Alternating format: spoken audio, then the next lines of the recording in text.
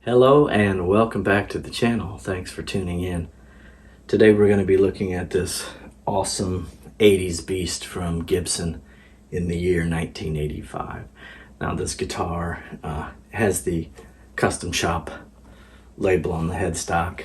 We'll be getting some close-ups of this and take a deeper dive into the details of it. But this is the third XPL I've had. Actually it's the fourth.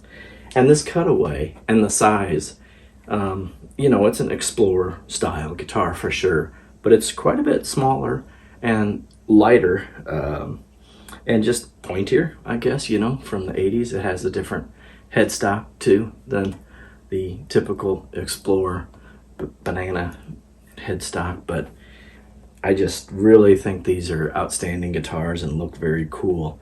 The last one I had was an Arctic White. It was refinished and had different pickups. Somebody had overhauled it. And I had on Reverb for a long time. A guy from the Gibson Custom Shop, which isn't too far from me in Nashville, actually was interested in the guitar, and he ended up purchasing it from me after some discussion. And he offered a tour of the Gibson shop, the custom shop, which a friend of mine went through, and it was really fascinating. I appreciate him doing that. But he's going to be refinishing that guitar in a very tasteful and cool 80s type of kind of a sparkle and kind of a mirror top, he said. I hope he shares that with me, because I'll post it on the channel so you can see how that turned out. But I just instantly kind of regretted not having one of these in my collection, just because they're so cool and I like them and they're comfortable.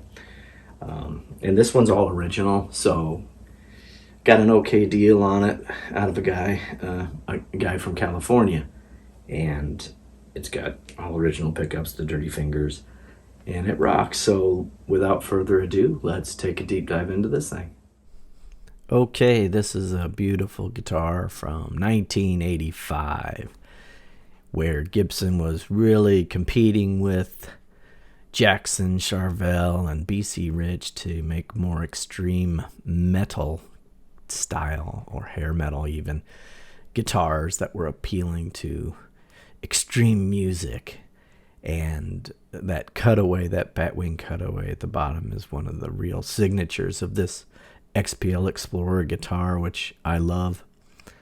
And this one is all original. I was fortunate to run across this after launching a couple of them, and the last one I sold left me wanting. I was regretting not having one, and this popped up, and I picked it up for a fair price. So I was really happy to get one of these back in my hands, and I think I'll hold on to this one because it's a good example. It's a greenish, and it's really faded into a nice hue, I guess I'll call it. That great silkscreen headstock. You can see the stress lines around the output jack and the toggle switch there. It's something I covered in that Designer V last video. I'm going to touch on a few things here that are going to be similar, like the stop bar tailpiece. You see these all the time with the Kahlers, and as I mentioned, Kahlers are fine, I guess. My BC Rich, one of my bitches has a Kahler, and it's pretty good. And a Floyd Rose is good too if you're into that, if you use it a lot. I don't, and I prefer the stability of a classic stop bar tailpiece, Nashville or ABR bridge that Gibson is known for. So this is just another great view of a used guitar that has some dings and dents and honest play wear. It's got a wonderful ebony fretboard. This has dirty fingers as well in the pickups. Interestingly, they had an XPL V as well at this time. I've had one or two of those. And they have the traditional Explorer headstock, whereas these have the kind of hockey stick-ish Charvel pointy headstock. So that's kind of interesting. I do love those Vs, but they're really not as extreme and cool looking. as these Explorers are. Here you get a shot down the fretboard of that ebony fretboard. I just take these pictures out of habit when I'm selling guitars to show that the neck is straight, or if it isn't, you know, you want to illustrate those things. This is just a really nice guitar, and it's the fourth one I've had. I've had one in black with a Kaler. I had one documented in a previous video, a white one, aged antique white one that you can take a look at. And then you can also see some honest finish checking by the tuners there. These are the Gibson Schaller or Schaller. I don't know how to pronounce that. I say it both ways.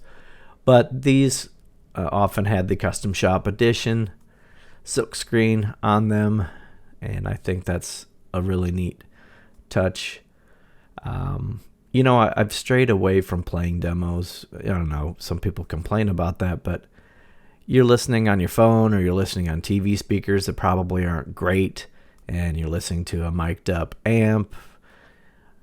There's nothing you can really play that you haven't already heard. I mean, there's so many examples of different pickup combinations and things. So, you know, I'm just talking about the guitars here. I hope that's okay. Let me know what you think in the comments. Maybe I'll bring it back.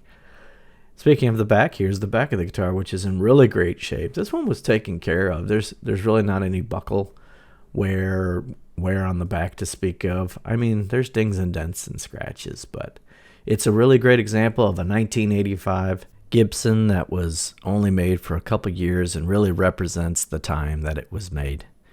Thanks for stopping by. Take care of yourself.